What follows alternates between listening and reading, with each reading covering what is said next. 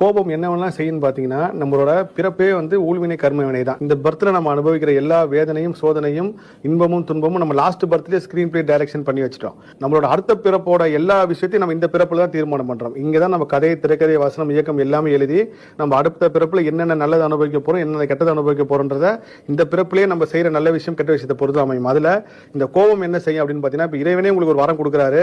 அந்த வரத்தை அனுபவிக்கிறது உங்களுக்கு முழு தகுதி அப்படி இருக்கிறப்போ, இறைவன் உங்களுக்கு வரம் கொடுத்துட்டாரு. உங்களுக்கு வரம் வாங்குற தகுதி இருந்தாலும் உங்களை கர்ம வினை எடுக்கிற மிகப்பெரிய ஆயுதம் தான் இந்த கோபம்ன்ற ஒரு ஆயுதம். இந்த கோபம்ன்ற ஆயுதத்தை வச்சு தான் உங்க கர்ம வினை சூப்பரா வேலை செய்ய முடியும். எத்தனை பேர் உணர்ந்துருக்குன்னு தெரியல.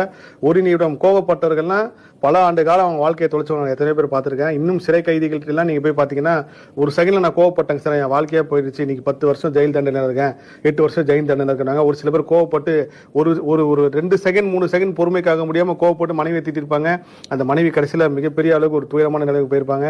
இதே மாதிரி தான் அப்பா அம்மாவை திட்டுறது,